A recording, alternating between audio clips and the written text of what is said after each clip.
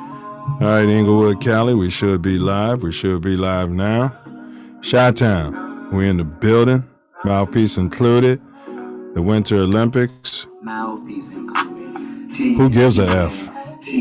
That's our topic today. We do apologize about the late start. Had a water leak in the crib.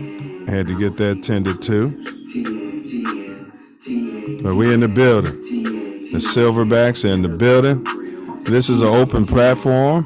What's up, my big sis? Love you. Big sis is in the building. If you catch, this is an open platform. You can pull up, you can slide through. I will drop a link in the chat. Mouthpiece included. We talk politics. That's sports fused with politics, and the emphasis is on politics. So stand by as we do some house cleaning here. We got to handle these legalities. All right. Nonsense is taking place once again. Stand by. Big ups to our production staff. Mouthpiece included. As we say, don't forget to bring your mouthpiece if you do slide through. Copyright disclaimer under Section 107 of the Copyright Act 1976. Allowance is made for fair use for purposes such as criticism, comment, news reporting, scholarship, and research. Fair use is a use permitted by copyright statute that might otherwise be infringing. Nonprofit, educational, or personal use tips the balance in favor of fair. Please like, share, and subscribe. Share this link. Let's get them in the building. Hit the like button, that thumbs up. We're going to talk about it here today. We're going to talk about it.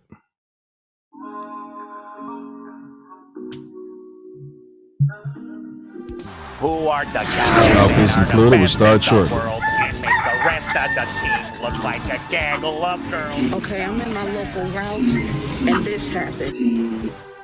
I don't go to church, and I know God understands. I can stay. Man, where do they keep the honey around here? God is a fan of the Excuse me, you know where the honey is? Who are the guys that are the best in the world and make the rest of the team look like Oh, a gaggle of jeez, girls? Al. The Bears. Who wants cheese head? I don't go to church, and I know God understands. I can stay on my couch because God is a fan of the Bears. Who are the guys that are the best in the world and make the rest of the team look like a gaggle of girls? The Bears! I don't go to church, and I know God understands. I can stay on my couch because God is a fan Bears. of the Bears. Who are the guys that are the best in the world and make the rest of the team look like a... We're sharing the link, so we'll start shortly. Well, guys, let's go to the swimming pool. Let's go take a shower. Let's go Don't water forget to skiing. bring your Don't forget mouthpiece. to bring a towel. There he is. Be sure to bring a towel so you don't get all wet. Hey, what up, Long Beach? Welcome back to the Big ups to my 560.org. niece. It's Tyler, and this Skylar girls Mills. basketball highlight is brought to you by the fine folks at Naples Rib Company. We follow the defending Division I CIF champion Long Beach Poly Jackrabbits on the road here, round 2 of the playoffs here at the interesting confines of the Marlboro School. As you can see, the entire seating area right there in those chairs. Tough matchup for the Jackrabbits, though. The Mustangs with 3 6-footers on the roster. They've even got 6'4" coming off the bench. That means Skylar Mills and company going to need to battle on the boards tonight. But Poly would be game. Whenever it's CIF playoff time, everyone in California knows the Jackrabbits are going to be a tough out. That Poly defense always travels, and it did tonight. But in the early going, Hannah Speaks showing off Marlboro's rebound advantage with the offensive board, but Poly countering from downtown. Skylar Mills with the splashdown top of the key. But the Mustangs, again, using their size advantage, speaks on it for the and one. Fortunately for Poly, though, they had Nala Williams. Great dish to Jelena Taliauli for 2. Then, off the Destiny Horton save, shot clock winding down, desperation heave is in! Oh, it's like that, apparently. Crowd loves it. Bench is like, I can't, I mean, we told her to shoot. I didn't think she was actually going to make that. Unreal. Closing seconds now of the quarter. I mean, just look for Nala. Let her throw it up. No way. Yes! 2 buzzer beaters in 1 quarter. We're tied at 11 after the first. Crazy start to this one. In the second quarter, Polly ran through Mills. Skylar was locked in with the jump shot, hitting from everywhere on the floor. She had 9 of her 12 points in that quarter, really draining it from all over the place. I mean, boxing fans know that was Mills' lane when they got her the ball in there. A big scoring lift for the Jackrabbits, but Polly couldn't pull away from Marlboro. I mean, 6'4" is still 6'4". You're going to get some of those easy ones inside. Then Bella Munoz going to hit a rare 3-ball for the Mustangs. And again, 11-11 in that quarter. We're tied at 22 at halftime. Mouthpiece included. Start shortly. Caldwell started to cook in the third. Great blow by and bucket. And then this clean pickpocket. Take that to the bank for 2 more. Not many easy buckets in this game, so those are extra valuable when you get those. How else do you defend against bigger teams? Well, you can sacrifice the body and take a charge. That's one way to do it, as Caldwell does it there. Also, some help side defense. Nala with one of her 6 steals coming over to help the post. Here's another one of those steals. Thought this was going to lead to an and one, but that's called an offensive foul to wave off the bucket. Polly's bench definitely surprised, but Polly did win that third quarter 8-1. And they lead 30-23 after 3. In the fourth, Nala says, here's your 3-point play right here. Bang! She had 3 triples in this one. And you're going to see a lot more of 10 as this quarter goes along. Here she comes as the help side defender. Yeah, you're 6'2". And after the perfect block, drops the dime to Talia Uli. Go Jackrabbits. And 1. I mean, you're not going to see game too Saturday. many plays better than that. Just extra cold from Nala. I mean, she just had that look in her eyes the entire second half. She just was not going to let Polly lose this game. Here she comes with the drive and the floater. The power of the Nala on full display in this one. Oh, by the way, also doing it on the glass as she had a team-high 11 rebounds. Fouled here, and that'll send her to the free throw line, where, oh, by the way, she was 8 of 11 to help pad Polly's lead going through that fourth quarter. And then even on a miss, if I slip up, I just fall into a better situation. The ball always seemed to find her. Polly up 5 with a minute left. Here she comes with the takeaway in transition. Coming back the other way. Probably rushed this floater. But guess who? Yup. NW right there for the rebound. She's like, all right, yeah, I know I rushed the floater, but we got this. We're settling down. We're good. Williams with 19 points, 11 rebounds, 6 steals, 2 assists, 1 block, and just 1 turnover. Special. And Long Beach Poly going to celebrate the road victory. 41-34 is your final, as the Jackrabbits will advance to the quarterfinals on Saturday, where they will visit Fairmont Prep. We want to thank all of our sponsors, including Ocean Law Center, for their support of local sports coverage. And if you want to keep up with these Jackrabbits and all the other playoff teams in the LBC, you know you got to stay right here at the 562.org. Absolutely. Stay with the 562, y'all. Stay with the 562.org. Big ups to them. Show that under fair use. So let's kick off today's show. And I'm a proud uncle. Big ups Skylar. Big ups Nala. Big ups to all y'all. Let's bring home the back-to-back chip. That's what we about. Do your best, play hard. Hi, y'all. Welcome to this edition of Mouthpiece Included. Today, we're going to cover, as usual, we do our weekly hot topics. We cover how about those Bears? We may skip that. And then, of course, how about those Bulls? We're going to have some commentary on the Chicago Bulls. And then we're going to get into our topic today, which is the Winter Olympics. Who gives a F? Why or why not? So there's a bunch of great stuff that we're doing today. And let's get our resident co-host in the building. We got Ace. What up, fool?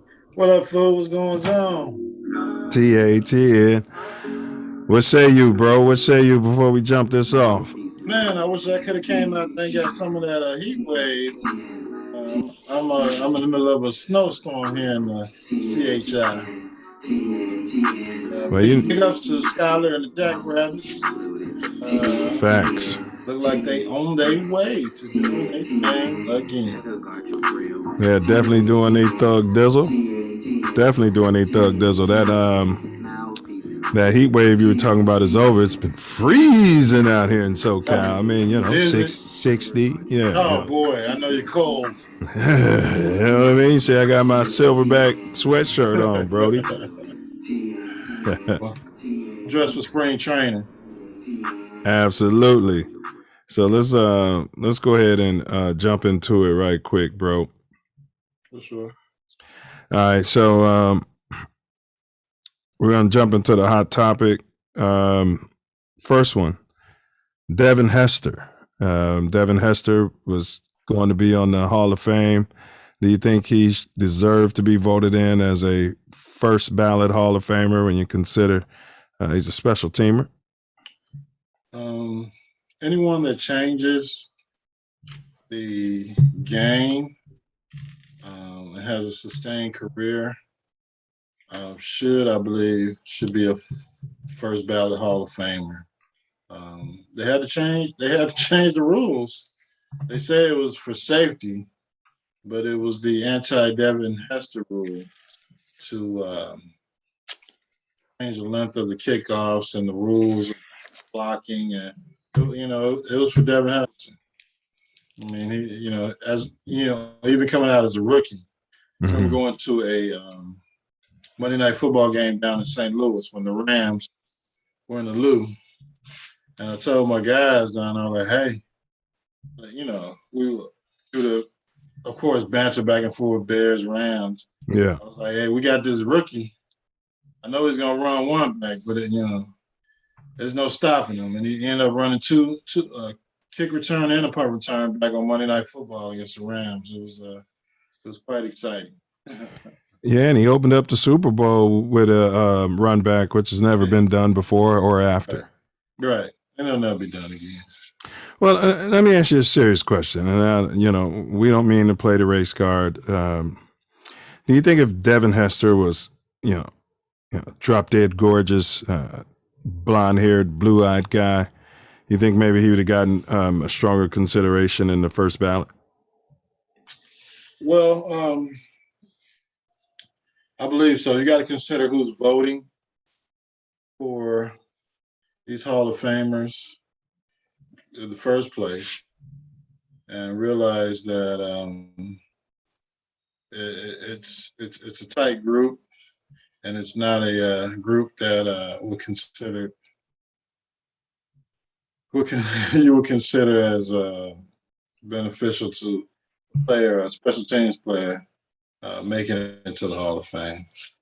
We still got Michael Vick out there who hasn't been voted into the Hall of Fame. He might have had his off the field issues, but Hall of Fame is based on your numbers on the field. On the field, right? So, yeah, there's a bunch of players that probably should be in. They try and make it an exclusive class, but the fact that, to your point, the fact that Terrell Owens wasn't a first ballot Hall of Famer is totally to your point. Yeah. You can just point to the off the field feelings or the feelings with the press, or how he was perceived in the public and the league versus his numbers as a Hall of Fame wide receiver.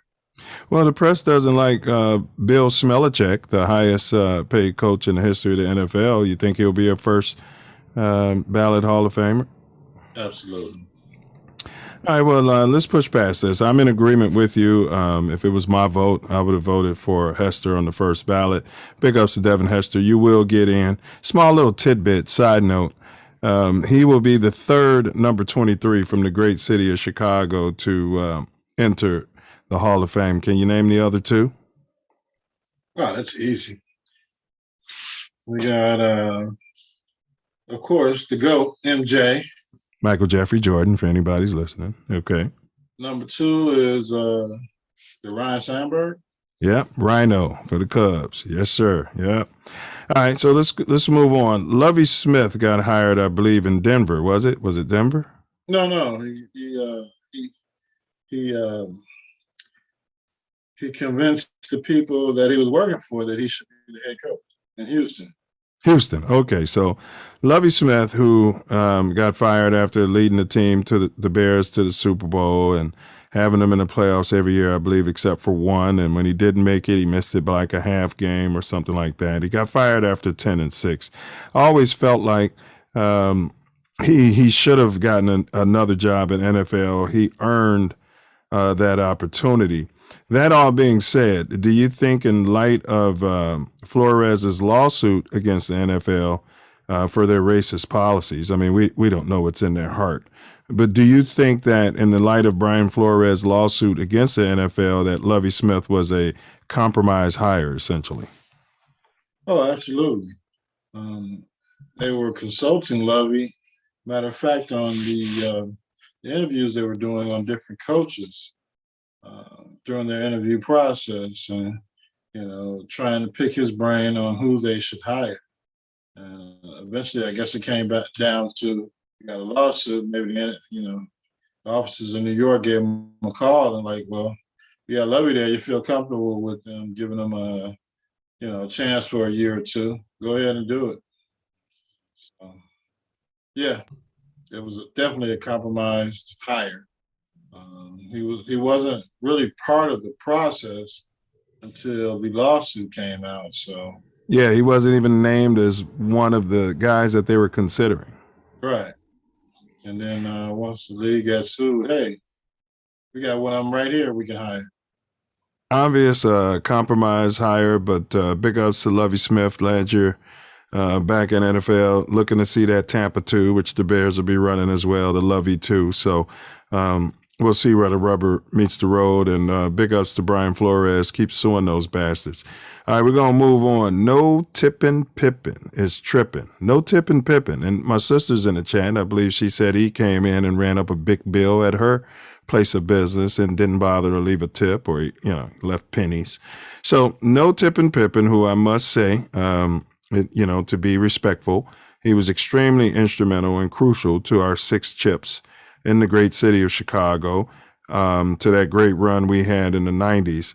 But in his book, he said that he is as good. He didn't say better, but he said he was every bit as good of a player as the GOAT, Michael Jeffrey Jordan. So my question to you is, Scottie Pippen the GOAT? The GOAT of what? The greatest basketball player of all time. Yes, he is the GOAT of not tipping. If you ask any restaurateur or service person around the country, who's the least tipping top 50 player in the NBA, I think they're going to point to Scottie Pippen. Bro, when my wife and I we were honeymooning in Vegas, and we jump into the cab. This is before Uber and Lyft. And, I got my Bulls jersey on and I'm repping big time. This cabbie just went on a rant about Scottie Pippen running them all over town, here, there, this, that, and didn't tip him a penny. So now, is he the GOAT? I can think of at least 20 players, and if I thought harder, I could think of more, who I would put on the greatest of all time list. Scottie Pippen, if you're listening, get yourself some help. Get yourself some help. I don't know what you're drinking, but you can give me some. But whatever it is that you are drinking, if you're just trying to sell a book, you don't have to, make up stories. He's drinking the Scottie Pippen bourbon. I think $50 a fifth. I think at this point his book should be considered a fiction. Put in the science fiction category. Yeah. I mean, Go ahead, bro. I understand that he's feeling some kind of way, maybe about the documentary or his life or, future or all these other things that are going on in his life.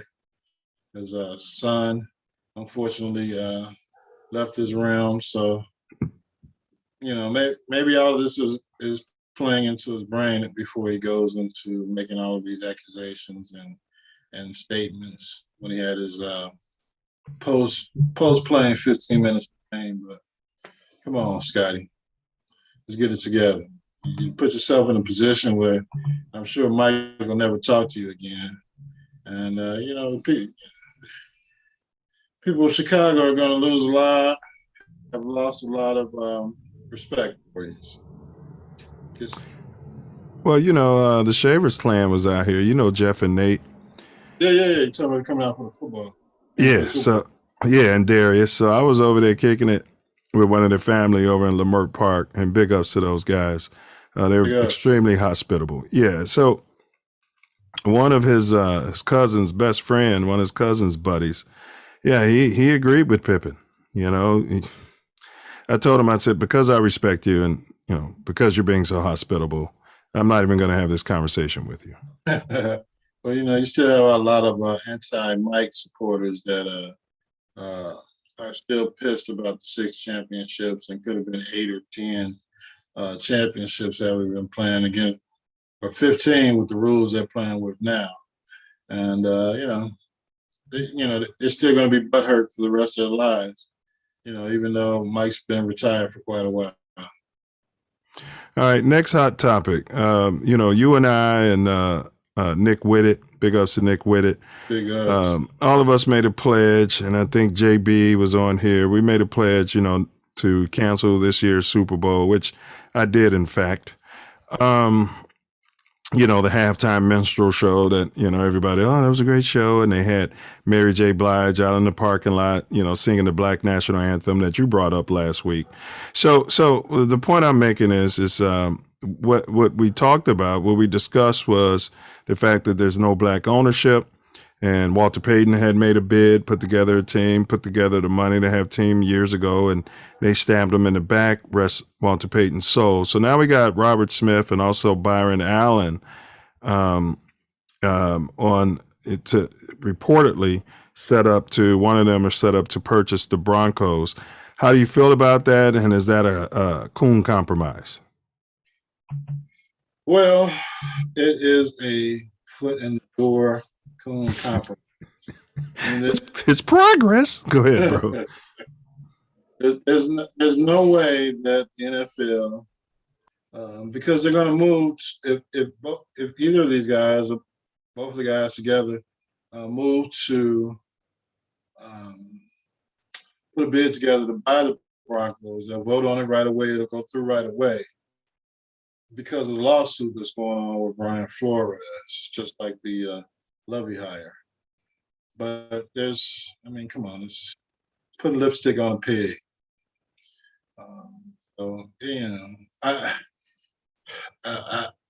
You want to see black owners in the NFL, but it's just like the Rooney Rule, I believe, that once they get one black owner in, either all of the current owners are going to have to die, or it's going to be 20 or 30 years before we get another.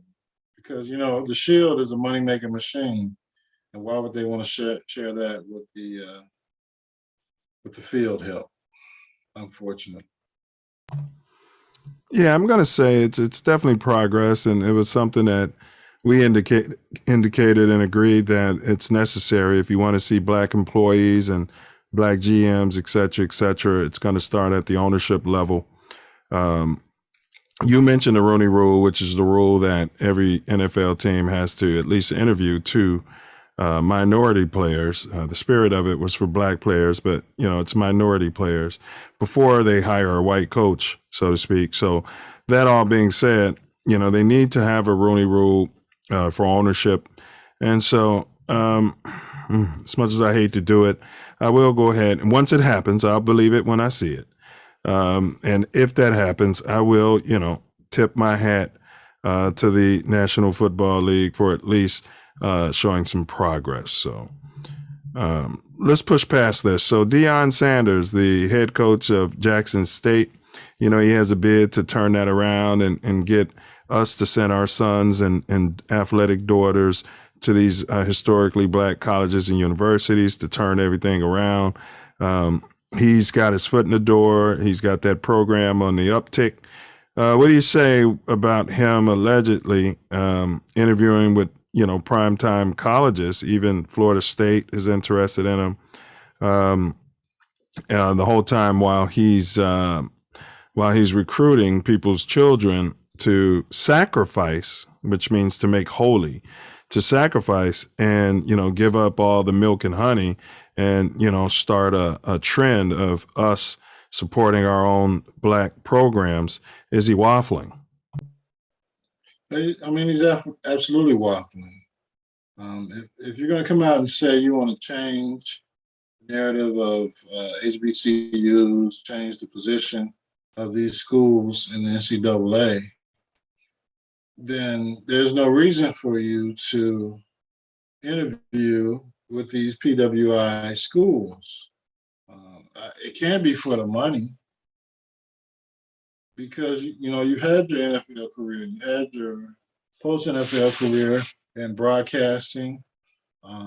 So, I don't believe it's for the money, but if you want to make a change, which you are selling to these kids and their parents, then, why are you interviewing at these Power 5 schools?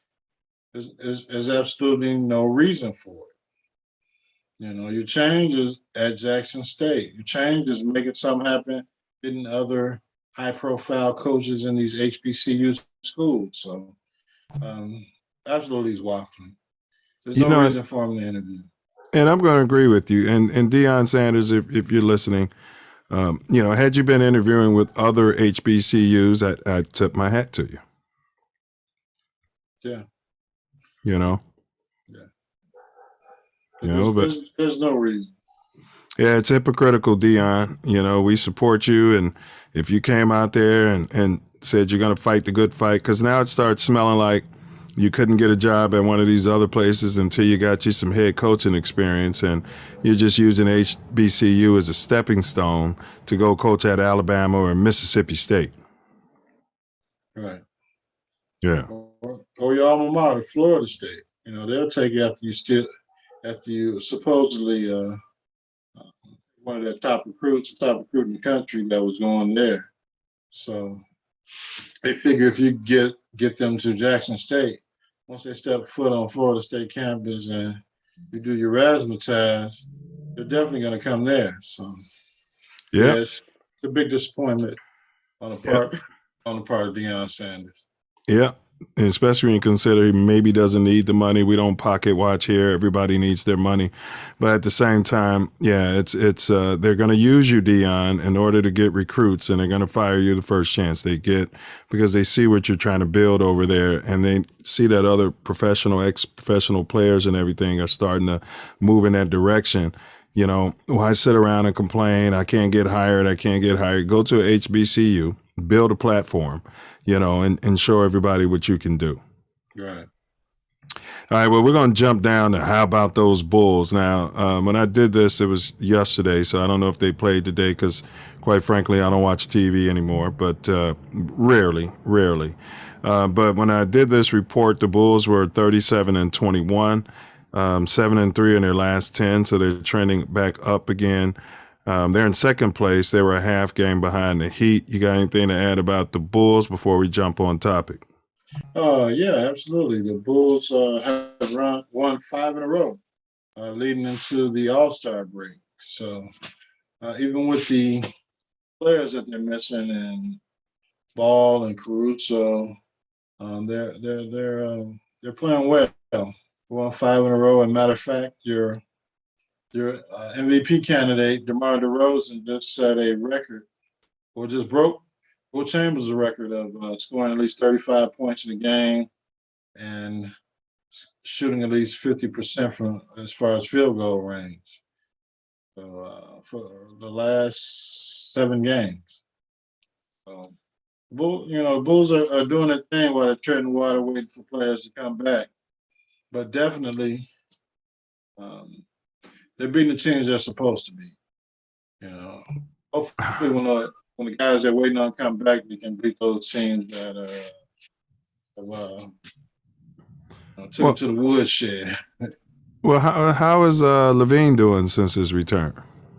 Well, Levine has been out the last game. He had a MRI testing his knee. So even without Levine, Caruso, Ball, they've still been finding ways to win games.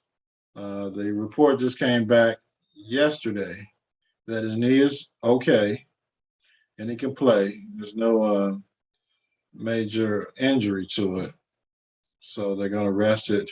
He still wants to play in the All-Star game. So hopefully he'll just go and watch. But, we'll see what happens. It's the Cleveland. Levine, if you or your family are listening, for the love of Pete, if you seriously want to win a chip, I would advise against the All-Star game and doing what Ace said. Just go and watch, get your jersey and your uniform, trade uniforms with the other greats so that you can have it in your cachet in case you go broke somewhere down the road. You have something to fall back on. But we're going to jump to the topic, Ace. The Winter Olympics, who gives a F, why or why not? So just to give a background onto, why we're doing this topic is that I never really cared. I mean, I think in 84, when the U.S. hockey team was cheating their way to a gold medal, I did get involved, as far as that goes. So I'm gonna start the question, now Aaron Jackson, since we decided to do this topic, Aaron Jackson, the speed skater, African-American woman, she has made a case for me, she was the first African-American to win a gold medal in her event. So what do you have to say about that? Big ups to Aaron Jackson. Big ups. Big ups to Aaron Jackson. I mean, unfortunately for the majority of the Afro-American community, being outside in the wintertime doesn't mix as far as sports are concerned with our lifestyle. So I believe that's the reason for the non-care or participation in winter sport. Or it might be, it's got a lot to do with the funding also, because it's not cheap or to compete in a lot of these winter sports like skeet shooting and hockey and speed skating and ice skating. All those things that are associated with the Winter Olympics are quite expensive sports to participate in. So I'm gonna give a side. Big ups. Yeah, big ups. And I'm gonna give a side note. Big ups to her friend. I can't think of her name, but she had a pink toe, as we call them. We had a pink female. She grew up with her good friend, another speed skater. So Aaron Jackson, and I'm kind of bittersweet, and I'll tell you why. Aaron Jackson stumbled in her qualifying round. Now, she's been the best in the world for quite some time. Nobody can even touch her. But she choked, for lack of a better term. In the qualifying round, she qualified third, and the first two make the squad. And her friend, who happens to be white, beat her out and sat out and gave up her ability to go skate for Aaron Jackson. So big ups. I'll look up her name on the back channels, but big ups to her. The reason it's bittersweet to me, Ace, is because I'm an athlete, and you choke. However, Aaron Jackson did bring that gold home. What do you say about that? I did hear that story, and her friend maybe might not have felt confident that she could bring the gold home. You got a close friend that is competing and just might have had a little oopsie during the trials. So if you can get them on that, that's ultimate team's sacrifice, to sacrifice your chance to win a medal for your friend. But she brought home the gold, so got to go with Team USA on that. All right, yeah, all right, go Team USA. And As they say, that's what they say. All white people aren't pink. So big ups to her. I guess there are a few who have a heart and a soul. And good spirit, and I've met them as well. So big ups. All right, so Ace, I got a question. If more African Americans were involved, albeit participating in the Olympics, or if you grew up and your dad and your mom and your family were like the Winter Olympics, let's watch the luge or whatever it is. How do you think, if more blacks were involved, how do you think that could affect their ratings, bro? Well, I mean, growing up, I watched the Winter Olympics because I was always interested in competitive sport. So I watched the luge and the ski jumping and them skating down the big hills. It was just something I never did, but I watched it because I know they were, I know they were competing. However, if more African Americans competed in these sports, I believe the numbers would be different because you'd have an entirely different demographic that are watching people unlike themselves competing for the United States. Most African Americans or Afro Americans or people of color, if they're from the U.S., they're looking at these sports only, I guess, when they have to, or when their big names are competing, or when these major names are competing, which normally is during the Summer Olympics. But I definitely watch, the Winter Olympics, and my mom still watches gymnastics this day and women's tennis. So, I just came up with a household of watching competition and wanting to be part of the competition. But in fact, last Saturday, I was watching, was it Saturday? Yes, might have been 2 weeks ago. The U.S. was playing Canada in hockey. And they won the game, even though, the average age of the team was like in their 20s, because we didn't send in NHL players to the Olympics. So, U.S. won the game. It was great to see the game. It was great to see them competing. So, it's just a matter of how many African Americans were on the ice skating for it was 13% of them. Okay. All right. So all right. Big ups to the U.S. hockey team. I'm wearing this on. I got this on here. Now, here's my thoughts on Black Americans getting involved.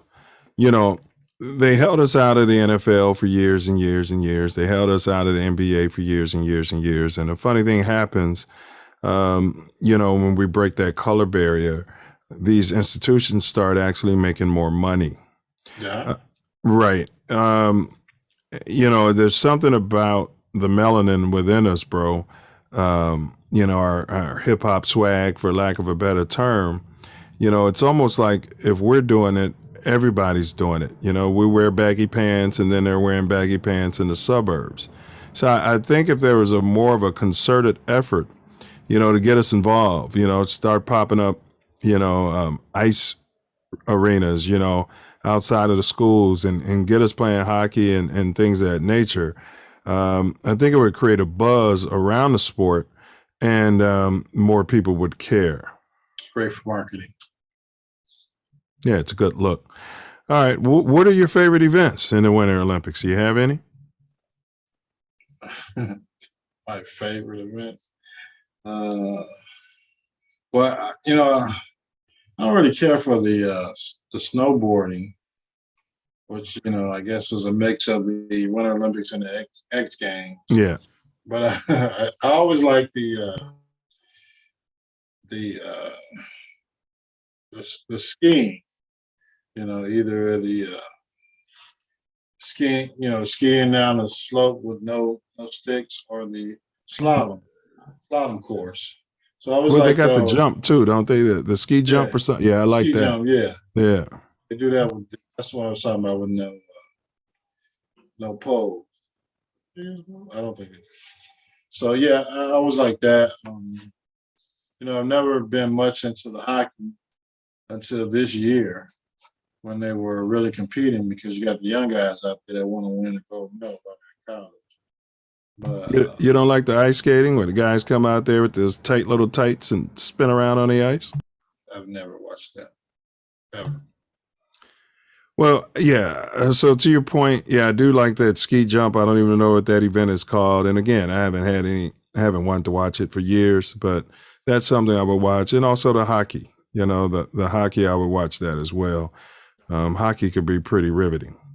Yeah, but there's not a lot for us there in the Winter Olympics, which is why the viewership for our demographic, I guess, doesn't feed into the sport. Yeah, and that's what I was going to ask you. So since there's not a lot of us out there, that brings me to my next question.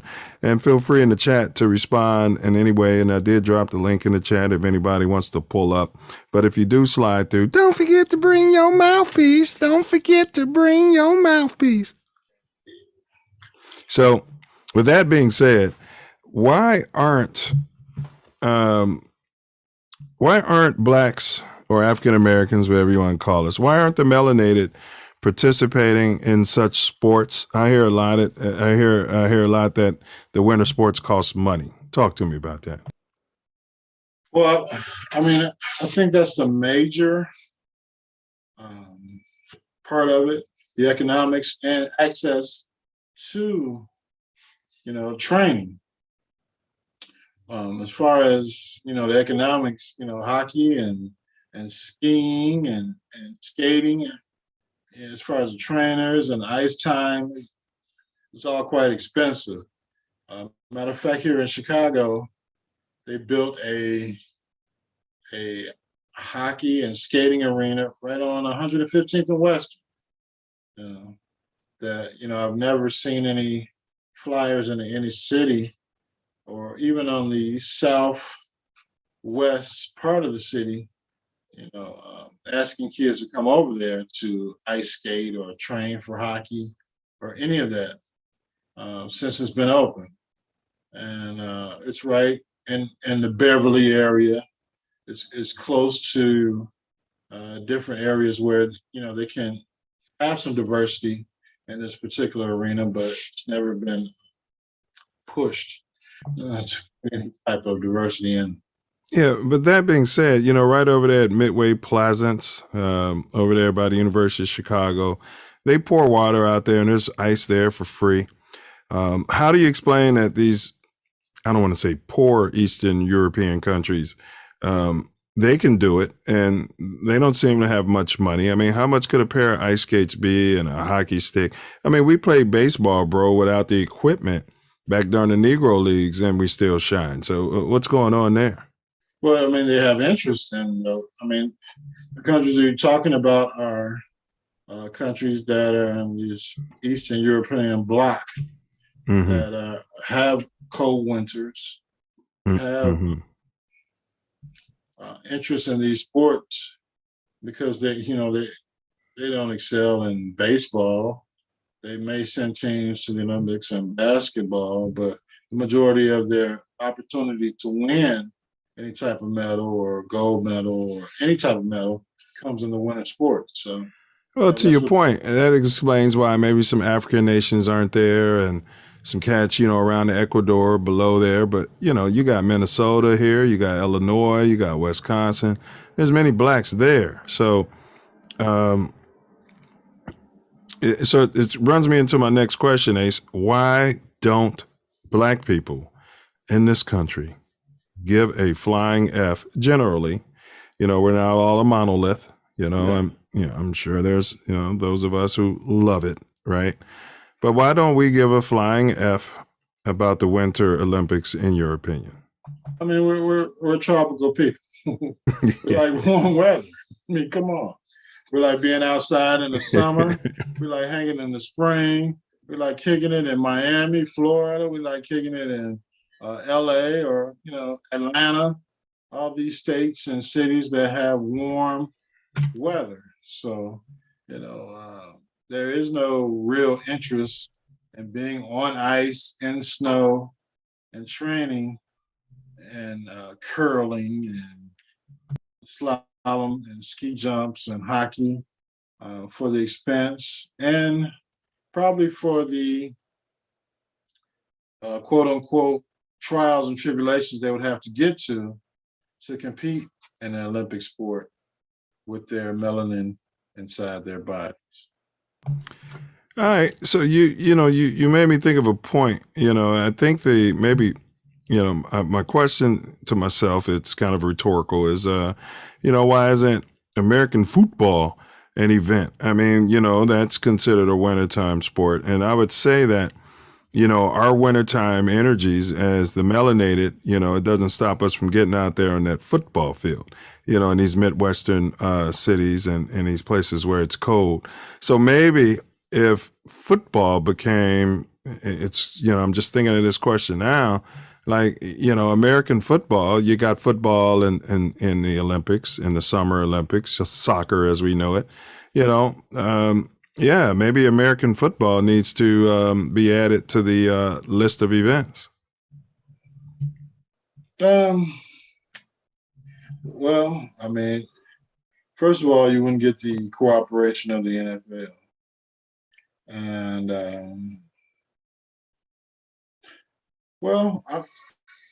maybe they can send the amateur players over there or to whatever country the Olympics is taking place as opposed to the professional players. But, Yeah. you even have the amateur players that are sitting out of bowl games to protect their draft status and their health status. So why would they participate in the Olympics to win a gold medal? And it's the same season as our college season. And Right. yeah, it would have to be, I guess, the semi-pros and stuff like that. So that's a good point. What do you think it will take to garner, well, you have interest, but so what do you think it will take to garner my interest in the general African-American population and even the greater U.S. interest? Because not even all white folks give a F about the Winter Olympics. So what will it take for them to for us to be interested in the Winter Olympics, bro? You got to put some of that black swag in it. And either through entertainment and through melanated participants, dropping some of that cash that you're dropping in some of these countries to melanated players or sponsors, which, the Olympic community has no interest in. So if they don't have any interest in diversifying their sport, their tournament, which is the Winter Olympics, it's never going to happen. You got an International Olympic Committee. You've got teams or athletes from all over the world. You're telling me just because these are cold weather games that there's no athletes around the world that are melanated that are interested in competing for a gold medal in the Olympics? I find that hard to believe. Or maybe you need to mix up some of these summer sports with the Winter Olympics, like some of these indoor sports, like you have boxing, or you can have indoor track and field, or something to diversify your game. So yeah, basketball even. Yeah. Since they're not playing it outside, I would even add, like, to your point, yeah, they need a Mahdi, so to speak. In Islam they talk about a Mahdi. We need like maybe somebody on the ice that's just black and he's from Philadelphia, North Philly, you know what I mean? And he's just dominating hockey, or dominating on the ice skating event or the speed skating. Definitely. And there's no reason. You saw Aaron, big ups to Aaron Jackson. All of our athletes are geared towards, football, basketball, and track and field.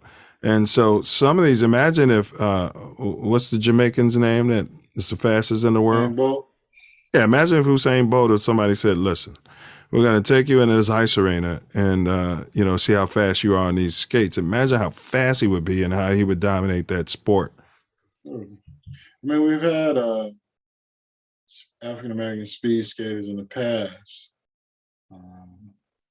competing at a high level, but it's not been for the duration of the Olympics because they've mainly been concentrated in cold weather Russia, Tokyo, Japan, and China, and maybe it's places the athletes don't want to compete.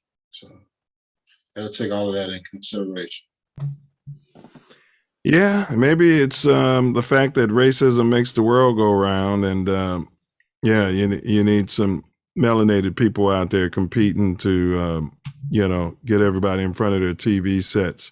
Even with boxing, it was Max Klink or whatever his name is, against whoever the black guy was, and it generated interest. When we broke through in baseball, that was generating interest. Basketball, that was what can this Mooley do? You know what I mean? And so maybe as sick as this sounds, that it takes the bread or the fruit of racism to generate interest around the world, as to see, what these black guys and what these black women can do in these events. And you also got to consider they have to break the ceiling of racism just to make it out of the United States to compete on the world level. They have to compete in these games here in the U.S., regional games or the world games, to get a chance to compete in the Olympic Games as a member of the U.S. team. But how much support are they going to get out of the United States before they even get to that level?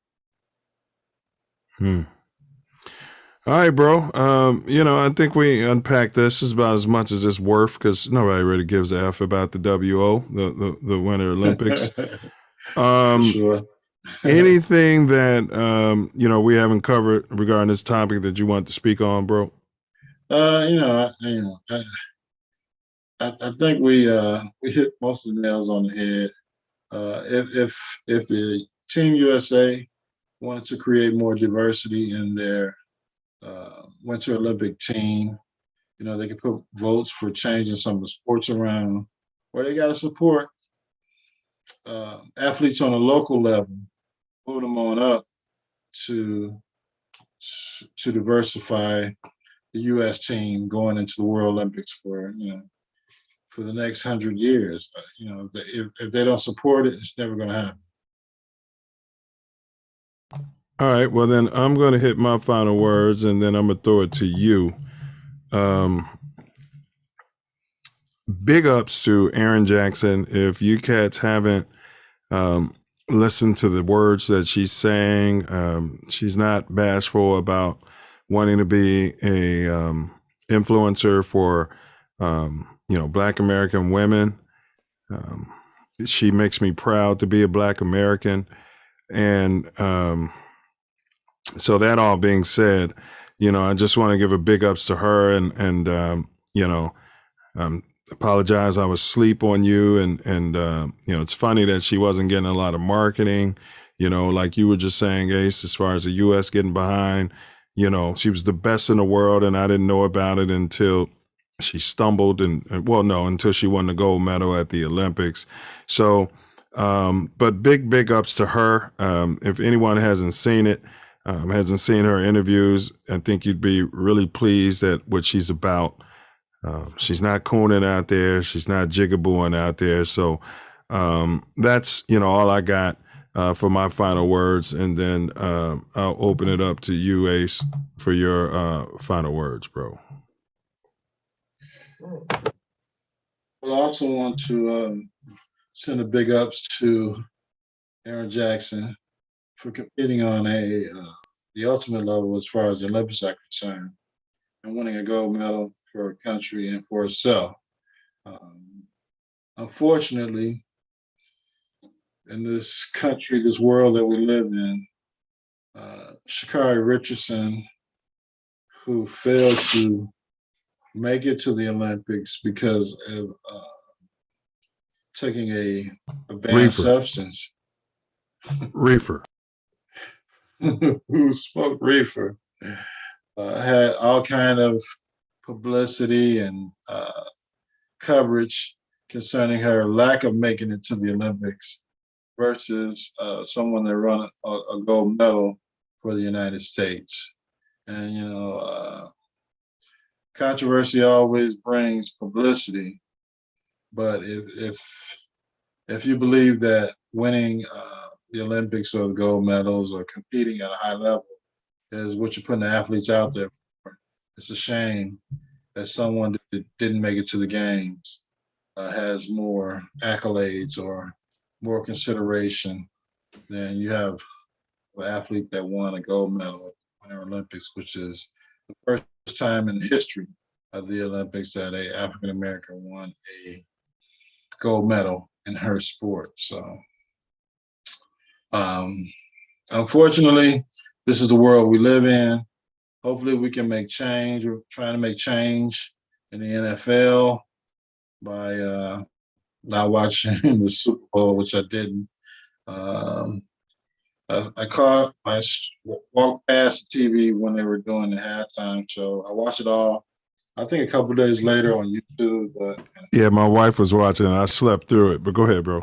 it didn't really look like I missed much, except for, you know, the counting of The minstrel show.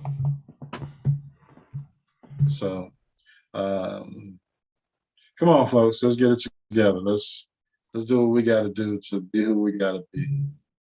Let's not worry about who's not doing what and who can't get to what. Let's make it happen for us, by us, for us. That's my final word. Well, you know what, Ace, and you brought up something, my big sister who's in the chat. So she was talking about all of that negative pub that Shikari got. And then you got this Russian lady who was literally using allegedly performance enhancing drugs, and she still got to compete. You know what I mean? Yeah, and it's just not the same buzz about it. So, yeah, that's an interesting, typical dichotomy that we face here in these United States. And anybody leave a chat and a comment. If I were to move from the United States, you can leave it in the live comment or in the other comment once we close out this live stream. Suggest some countries that would be good for myself and my family to relocate to. If you guys tune in to TATN on Wednesday at 8 p.m. Central Standard, that's 6 p.m. Pacific, we're covering the Second Amendment and the Black First community, Second Amendment and us. So we're going to unpack that entire amendment. That's a hefty topic on the Self-Love Show. That's right. The Self-Love Show. And Ace, I want to mention that we're changing our format here on Mouthpiece Included. So it's going to be a show basically of hot topics. And then, we'll have the hottest topic that we'll save for last. We've been listening to you guys' screams and your hollers.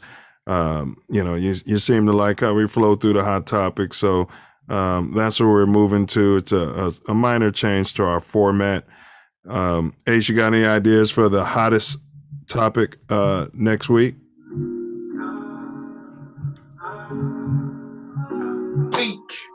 Mouthpiece. Oh, we didn't talk about the Bears. No, we skipped over the Bears this week. Oh, I love talking about the Bears. Hot topic next week. We can talk about the Bears as the hottest topic next week if they got something hot to talk about. Yeah. I hate talking about the violence in the NFL, especially around the Super Bowl. Big game. But I'll come back to you on that. With the hottest topic. All right, so our hottest topic next week is to be announced. You can always catch Mouthpiece Included right here on TATN. Typically, it's a 7 p.m. Pacific start, which is 9 p.m. Central Standard Time. And when you're rolling around the great city of Chi-Town, make sure you're checking your 6, your blind spot. Keep your head on a swivel. Keep your dukes up. Better guard your grill. Knuckle up. And don't forget